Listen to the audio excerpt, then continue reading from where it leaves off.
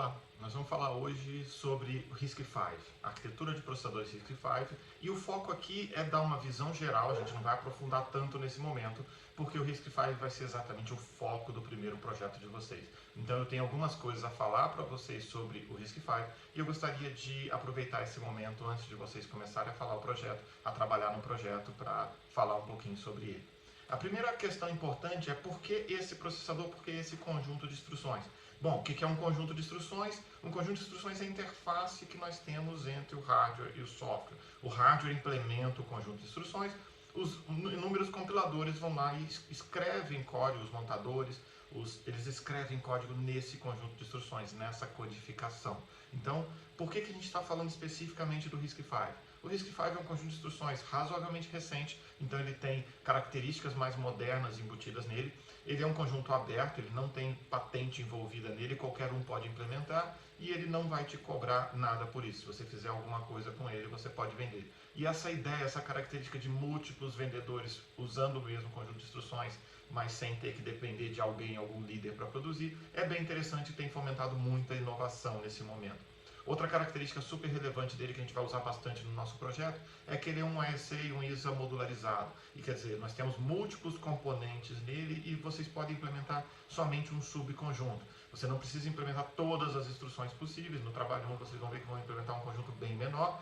E esse pequeno conjunto ainda assim é capaz de executar código e capaz de ter código gerado por múltiplos processadores, múltiplos compiladores, toda essa estrutura ali. Então é bem relevante porque um projetista de hardware pode decidir implementar algo bem pequenininho, ainda assim funcional. Tá? O menor pacote do RISC-V tem 47 instruções, mas se você olhar direitinho, algumas delas podem inclusive ser convertidas em 100 operação, tá? Dependendo do modelo que você vai olhar. Então dá para implementar 47 instruções e ter o processador funcionando. Ele tem múltiplos espaços de endereçamento e tamanho de registradores, 32, 64 e 128 bits.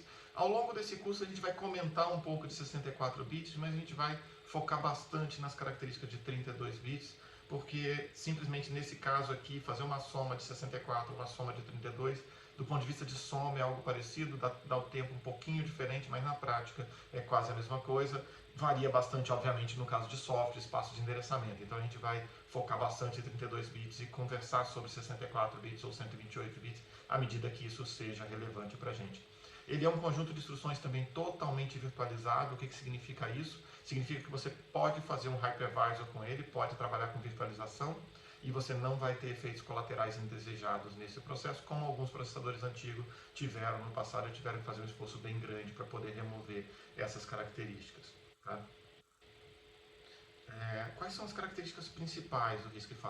Ele tem 32 registradores de inteiro, onde o registrador 0 tem valor fixo 0, o registrador 1 é o endereço de retorno de funções, então assim, alguns registradores têm finalidades específicas, são convenções no caso do registrador 1, mas o registrador 0, se você escrever nele, não vai conseguir alterar o valor 0 dele. Ele tem opcionalmente 32 registradores de ponto flutuante, deixa eu fazer um parênteses aqui, né, já que eu estou gravando esse vídeo.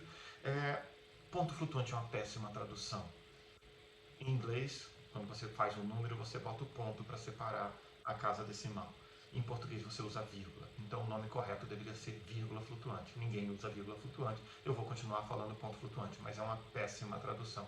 Tenha isso na sua cabeça para traduções futuras suas, ok? Bom, a memória dele é endereçada em bytes e instruções alinhadas em 32 bits de memória. O que significa isso? Que eu tenho endereço 0 de memória, endereço 1 de memória, 2 de memória, 3 de memória, 4 de memória, mas eu só consigo colocar uma instrução no endereço 0, 4, 8, 12 e assim sucessivamente, porque cada instrução tem 32 bits, tem 4 bytes de memória, ok? Ele usa a arquitetura load store. O que significa isso? Significa que você só pode fazer acesso à memória através de instruções específicas de load ou instruções específicas de store. Certo? São poucos formatos de instruções também. A gente viu que são 47 instruções básicas e delas sobram poucos formatos ainda para ficar mais fácil a decodificação. E por falar um pouquinho sobre esses poucos formatos de instruções, eu vou mostrar os tipos diferentes de instruções e a gente vai conseguir notar que são poucas instruções, poucos formatos, e isso permite que a gente consiga fazer algo bem mais simplista, mas ainda assim não abrindo mão de desempenho. Bom, a extensão principal, na verdade, os formatos do RISC-V sempre começam com RV, tá? Então nós temos o primeiro lá, RV32i, que é o conjunto base de instruções de inteiro de 32 bits. Esse aí você não pode abrir mão. Esse aí é o que eu falei que tem 47 instruções. Então você precisa implementar esse. Você tem uma versão RV64i, então você pode começar só de 64, sem a de 32, mas você precisa de uma dessas duas bases. Depois que você tem essa base, você pode fazer RV32IM. Então você vai colocar instruções de multiplicação e divisão de inteiros. Você pode fazer RV32IA, você pode colocar o M ou não e pode escolher o A. A são para instruções atômicas. F para precisão, ponto flutuante de precisão simples, né? D para ponto flutuante de precisão dupla. E aí tem uma característica interessante agora, que se você usar a letra G, ele equivale a IMFAFD. O que significa isso? Tudo ali para cima, RV32IMAFD, poderia ser chamado simplesmente de RV32G. Então tem uma forma mais compacta de falar. Essa geralmente é a implementação base do processador RISC-V RV64V. Mas ainda é possível colocar a precisão quádrupla, instruções compactas e algumas outras extensões que eu preferi não colocar aqui, mas que ficam sendo usadas para casos específicos, desde instruções vetoriais, desde questões relacionadas com memória, atomicidade e tudo mais, tá bom? Então, a gente agora vai pegar com essas instruções, com esses conjuntos, a gente tem que pensar onde executar esse processador, certo? Então, nós temos aqui os ambientes de execução. O que significa um ambiente de execução? Um ambiente de execução é onde o meu processador está rodando, como o meu código está rodando em cima do processador. A primeira versão que a gente tem ali é o que é chamado de bare metal. Eu não tenho sistema operacional, meu código está rodando em cima do processador direto, sem nenhuma biblioteca de suporte. Eu gosto de falar que você não pode dar printf, você não pode dar scanf, nada. Você não tem entrada e saída, você não tem nada ali se você não implementar. Esse é as camadas mais básicas que nós temos. O sistema operacional, quando começa a executar, o bootloader, quando começa a executar, ele está exatamente rodando em bare metal. Se ele está em bare metal, não tem proteção de memória, você vai ter que implementar isso, você acabou de executar num sistema que está totalmente sem nada por baixo de você. Seu código está livre. Muito cuidado com demandas de biblioteca, porque às vezes elas não serão possíveis de serem executadas lá. Nós temos uma outra camada que é pensar que eu estou executando o meu sistema com o sistema operacional. Então eu tenho o meu programa e ele vai ter uma camada de sistema operacional embaixo. O que significa isso? Significa que eu posso usar todos os serviços de sistema operacional que eu tenho interesse ou que estejam disponíveis para mim naquele momento. Se você rodar um Linux, então você tem um sistema completo ali em cima e você pode fazer desde chamada de rede, armazenamento em disco, terminais e tudo mais que você quiser, interface gráfica e tudo mais. Então, o que acontece? Se você pega um sistema operacional, você consegue construir muita coisa para cima. Você também pode pensar que o seu ambiente de execução é um hypervisor, quer dizer, eu tenho meu código, eu tenho o sistema operacional, mas eu tenho uma outra camada aqui embaixo, eu sou um hypervisor e eu estou fornecendo suporte a múltiplas instâncias de sistema operacional rodando acima de mim.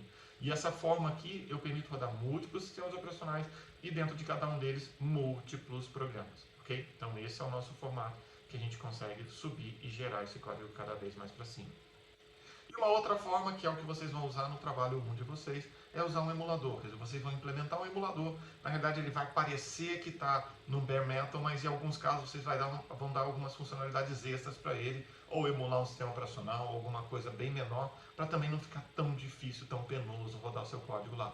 Então esse é um emulador, a camada que a gente chama de emulação. Você não está rodando no hardware físico, você está rodando ele em cima de algum software. Tá? Então, essas são as 4 formas que nós temos que a gente consegue encontrar sobre os nossos ambientes de execução. E aí, a gente vai falar um pouquinho sobre formatos de instruções. Eu mencionei para vocês que são poucos formatos de instruções que tem no processador. No fundo, existem alguns outros formatos a mais, mas a gente está falando aqui de 6 formatos, são 6 formatos principais do processador. Tá? Eu não vou entrar em detalhe na característica bit a bit, esse slide fica disponível para você, o manual do RISC-V fica disponível para você. Como vocês vão implementar um emulador de RISC-V, significa que vocês terão que entender desses formatos para buscar as instruções de vocês. Uma característica que eu queria chamar bastante atenção é que desse lado direito aqui a gente tem o campo de opcode, os 7 primeiros bits menos significativos de cada uma das instruções representam o opcode. Uma característica super importante, porque o opcode é sempre alinhado, porque eu preciso saber, chegou uma instrução para mim, eu preciso ter um lugar para olhar. Então você olha, a primeira coisa que você faz para olhar em cada instrução é olhar esses 7 bits. Ao olhar esses 7 bits aqui, você consegue decidir que tipo de instrução é essa e quais são os demais bits que eu preciso olhar para pegar que informação de cada um deles. Então os demais bits não precisam ter nada sobre alinhamento, mas os primeiros bits precisam, e esse bit a gente está chamando de opcode aqui no caso. Nós temos então 7 bits que dá 128 instruções possíveis.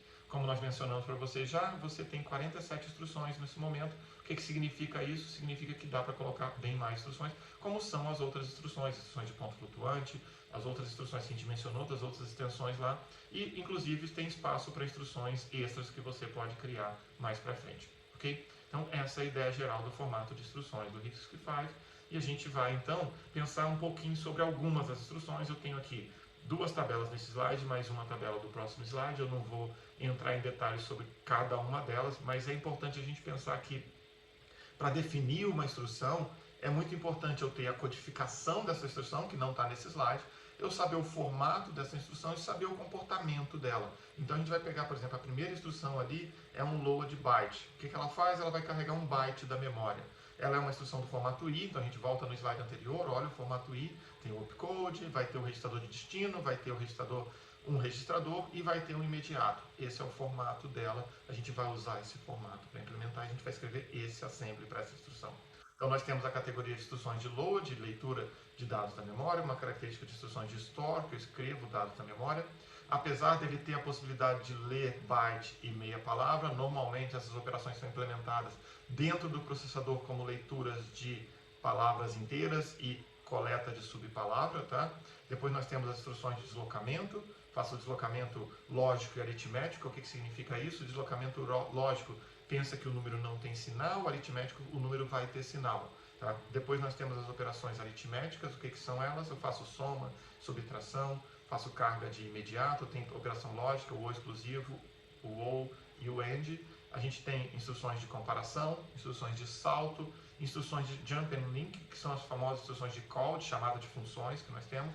Nós temos instruções sobre sincronismo, que a gente vai usar para poder sincronizar acessos à memória. Essas daqui no simulador de vocês não vão ser relevantes, porque vocês vão fazer um simulador no primeiro momento só single core, então você não tem com que sincronizar a memória. Nós temos instruções de chamada de sistema, então no simulador, no emulador de vocês vão ter que trabalhar para emular algumas funcionalidades, não precisam ser muitas, e nós temos instruções para ler informações privilegiadas do processador, desde contagem de ciclos até temporização também.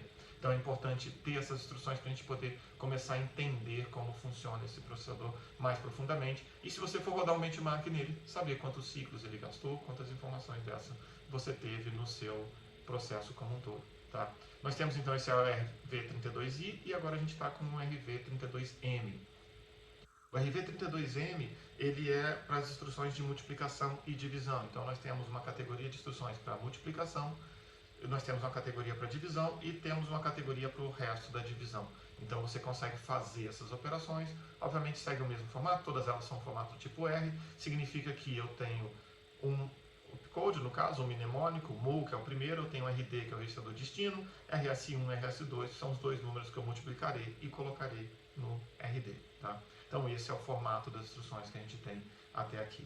A gente também fala sobre os registradores do processador, são 32 registradores, e aqui é importante a gente falar um pouquinho sobre convenções, tá? Eu gosto de chamar a atenção que todo mundo olha, esse registrador é para ser usado para isso. O registrador 0 sempre tem 0, então não adianta você fazer nada com ele, ele vai ter 0 o tempo inteiro. Agora, os outros registradores, eles trabalham bastante por convenções. O que significa isso? Significa que se você fizer algo diferente com ele, e o seu código estiver totalmente autocontido, ninguém vai notar. Mas hoje em dia ninguém nunca escreve código autocontido, então não adianta pensar desse jeito. Mas o que a gente tem aqui do lado esquerdo é a definição desse registrador, do número deles, e quando a gente pega a descrição é a recomendação de uso desses registradores. Vocês podem encontrar casos excepcionais onde esses registradores são usados para outras coisas, certo? É como se você pensasse que nós estamos aqui no Brasil, todo mundo direito do lado direito da rua, mas se der um acidente e você tiver que fazer um desvio pelo lado esquerdo da rua, seu carro vai continuar funcionando. Na verdade, seu carro funciona se você dirigir do lado esquerdo da rua o tempo inteiro. Você corre risco de ter acidente, mas o seu carro não é um problema do seu carro funcionar, é um problema da convenção. Certo? Você vai levar multa, você vai causar sérios danos ali, mas o seu carro em si não é um problema que ele vai deixar de funcionar. Tá? Então aqui nós temos convenções de uso dos registradores, e esses são os pontos mais críticos para a gente. Quer dizer, nós temos registrador de zero, de endereço de retorno, registradores para passagem de parâmetros de função, para retorno de parâmetros de funções, registradores temporários, registradores para variáveis, para ponteiros globais, ponteiros de pilha, ponteiros de thread. Então, todos esses registradores aqui são convenções. Se você não está usando aquela funcionalidade, você pode até usá-lo para outra coisa, mas lembre-se da característica principal dele, você deve, sempre que possível, seguir as convenções de uso dos registradores do seu processador. Bom, e aí a gente já falou um pouco dos registradores, o que a gente vai pegar agora? A gente vai juntar essas coisas todas no trabalho de vocês, que eu vou ter um vídeo, vou falar para vocês sobre um vídeo separado sobre o trabalho de vocês. Ok, pessoal? Muito obrigado, então. Até a próxima.